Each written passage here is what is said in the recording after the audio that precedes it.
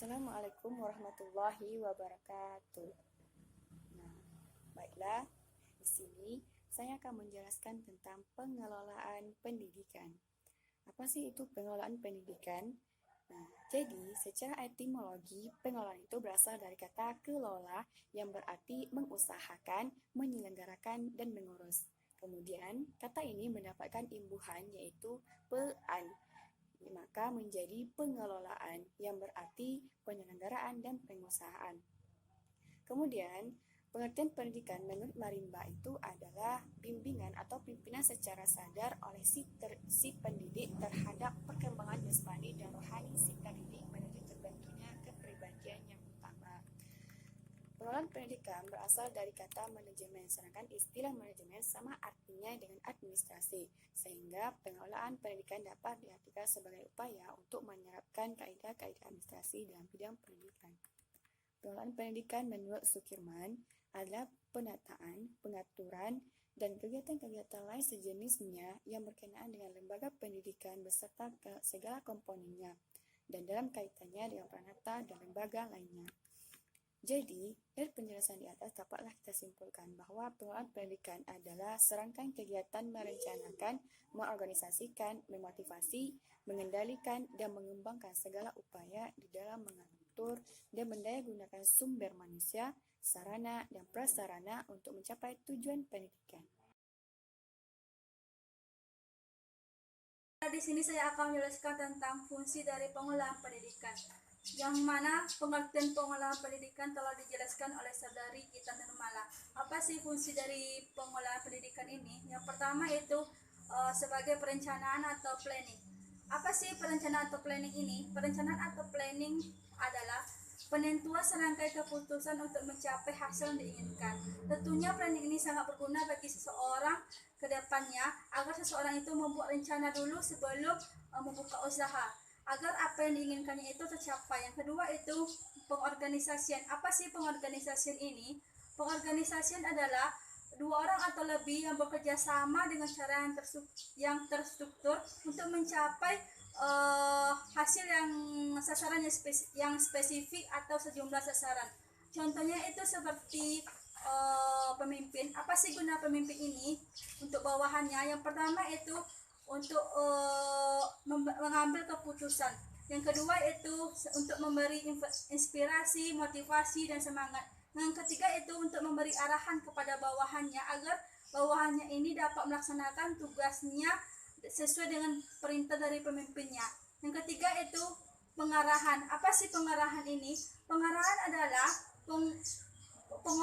pengelolaan yang berhubungan dengan memberi bimbingan, saran-saran, perintah atau instruksi kepada bawahannya agar bawahan ini dapat melaksanakan tugasnya dengan baik, agar apa yang telah ditetapkan semula memang berjalan dengan baik.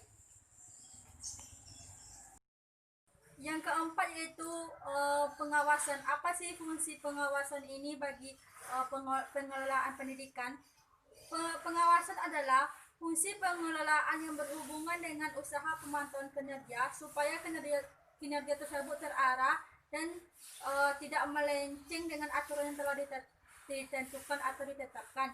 Yang kelima yaitu pengembangan. Apa sih pengembangan ini? Pengembangan adalah fungsi pengelolaan yang harus dijadikan tolak ukur keberhasilan suatu pengelolaan.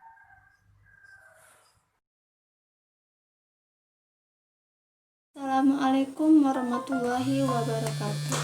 Baiklah, di sini saya akan menjelaskan mengenai peran pengelolaan pendidikan atau administrasi pendidikan, yaitu sebuah proses keseluruhan kegiatan dalam bidang pendidikan yang meliputi perencanaan, perorganisasi, pengkoordinasi, pembiayaan, dan penilaian. Dengan ini, kita dapat memanfaatkan fasilitas yang tersedia secara efektif dan efisien. Setelah kita memahami maksud dari peran pengelolaan pendidikan, saya di sini akan menjelaskan apa yang dimaksud dari perencanaan, perorganisasi, pengkoordinasi, pembiayaan, dan penilaian. Baik, kita mulai dari perencanaan atau planning. Perencanaan atau planning adalah pemilihan dari sejumlah alternatif tentang penetapan prosedur untuk pencapaian serta pemikiran sumber yang telah disediakan untuk mencapai tujuan. Sumber yang dimaksud ialah manusia, material, uang, dan waktu. Contohnya, perencanaan kurikulum, kemuritan, dan keuangan dan prasarana. Nah, kedua yaitu pengorganisasian, yaitu penetapan tugas, tanggung jawab, dan wewenang dalam mekanisme kerja untuk mencapai sebuah pencapaian di sekolah. Lanjut, yang ketiga yaitu pengkoordinasi, sebagai usaha yang menyatukan kegiatan di berbagai individu atau unit di sekolah agar berjalan secara selaras dengan anggota atau unit lainnya dalam usaha mencapai tujuan di sekolah itu. Keempat yaitu pembiayaan. Maksudnya yaitu suatu kegiatan untuk mendapatkan biaya serta pengelolaan anggaran, pendapatan, dan belanja pendidikan. Yang kelima yaitu penilaian, yaitu dalam waktu-waktu tertentu sekolah pada umumnya atau anggota organisasi seperti guru, kepala sekolah, dan murid pada khususnya harus melaksanakan penilaian tentang seberapa jauh tujuan yang telah ditetapkan dalam suatu pencapaian. Jadi, kesimpulannya, administrasi atau peran pengelolaan di pendidikan yang secara tertib dan teratur sangatlah diperlukan untuk meningkatkan kemampuan pendidikan bagi kepala sekolah dan guru. Untuk meningkatkan kemampuan tersebut akan lebih baik dan bernilai positif, yaitu dapat meningkatkan efisiensi mutu dan perluasan pada kinerja di dunia pendidikan. Baik, sekian dan terima kasih dari penyajian presentasi saya pada hari ini. Kita lanjutkan kepada Irfan. Pada kesempatan kali ini, saya akan menjelaskan mengenai ruang lingkup administrasi pendidikan. Administrasi pendidikan ini meliputi 9 komponen administrasi. Yang pertama adalah administrasi peserta didik. Apa itu administrasi peserta didik? Administrasi peserta didik adalah kegiatan dan binaan yang kontinu yang dilakukan oleh lembaga kepada para siswanya agar dapat mengikuti pembelajaran secara efektif dan efisien. Administrasi peserta didik ini terbagi menjadi 2 bagian. Yang pertama adalah administrasi di luar kelas, dan yang kedua adalah administrasi di dalam kelas. Adapun yang di luar kelas itu berhubungan dengan yang pertama penerimaan, yang kedua adalah pencatatan peserta didik baru di dalam suatu buku dan buku kapler. Yang ketiga adalah pembagian seragam sekolah dan peralatan-peralatan yang menunjang mereka dalam kegiatan sekolah tersebut. Kemudian pembagian kartu OSIS dan tata tertib sekolah yang harus dipatuhi. Kemudian pembinaan peserta didik.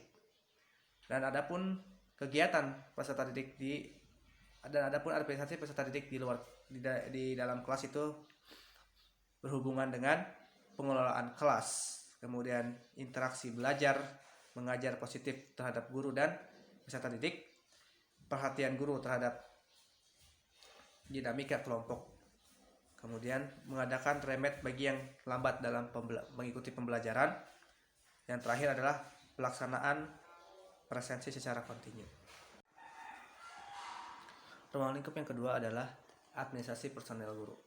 Apa itu administrasi personel guru? Administrasi personel guru adalah kegiatan dan binaan yang kontinu terhadap para pegawai di sekolah. UU nomor 2 tahun 1989 mengatakan bahwasannya tenaga pendidik adalah anggota masyarakat yang bertugas membimbing, mengajar, dan melatih peserta didik. Kemudian ruang lingkup yang ketiga adalah administrasi kurikulum. Administrasi kurikulum adalah proses kegiatan dan pembinaan yang kontinu terhadap situasi belajar mengajar secara efektif dan efisien. Administrasi kurikulum meliputi 3 kegiatan pokok. Yang pertama adalah kegiatan yang berhubungan dengan guru, yang kedua adalah kegiatan yang berhubungan dengan peserta didik, dan yang keempat adalah kegiatan yang berhubungan dengan seluruh sivitas akademik. Dan ditunjang dengan kegiatan-kegiatannya, dan ditunjang dengan kegiatan-kegiatan lain yang berhubungan dengan kegiatan fisik, kegiatan non-fisik, dan kegiatan faktor pelengkapan bahan bacaan. Ruang lingkup yang keempat adalah administrasi sarana prasarana. Administrasi sarana prasarana adalah pengadaan fasilitas sekolah yang menunjang kegiatan proses belajar mengajar, yang mana kegiatan ini meliputi pengadaan barang, prakualifikasi, penyimpanan, inventarisasi dan penyaluran, pemeliharaan dan rehabilitasi, penghapusan dan penyingkiran, dan yang terakhir adalah pengandalian. Yang kelima adalah administrasi anggaran biaya. Administrasi anggaran biaya adalah proses pencatatan keluar masuknya uang yang kemudian dilaporkan ke pihak sekolah. Yang keenam adalah administrasi tata usaha. Menurut pedoman pelayanan tata usaha perguruan tinggi sebagai berikut, yaitu segenap kegiatan pengelolaan surat menyurat yang dimulai dari penghimpunan, mencatat, mengelola, mengadakan, pengiriman, dan menyimpan semua bahan keterangan yang diperlukan oleh organisasi. Ruang lingkup yang ketujuh adalah administrasi organisasi. Administrasi organisasi adalah pemberian struktur atau susunan kerja dengan penempatan jabatan serta penentuan personel-personelnya dalam suatu kerjasama serta hak kewajibannya dan tanggung jawabnya masing-masing. Ruang lingkup yang ke-8 adalah administrasi humas. Tugas pokok administrasi humas yaitu menarik simpati masyarakat terhadap sekolah sehingga dapat meningkatkan relasi masyarakat dengan sekolah. Ruang lingkup yang ke-8 adalah administrasi supervisi. Dari 8 pembahasan yang telah dijelaskan, maka perlu adanya pengawasan terhadap kinerja agar kegiatan belajar mengajar itu lebih efektif, yang mana kegiatan ini dilakukan oleh seseorang yang memiliki kepemimpinan Pancasila.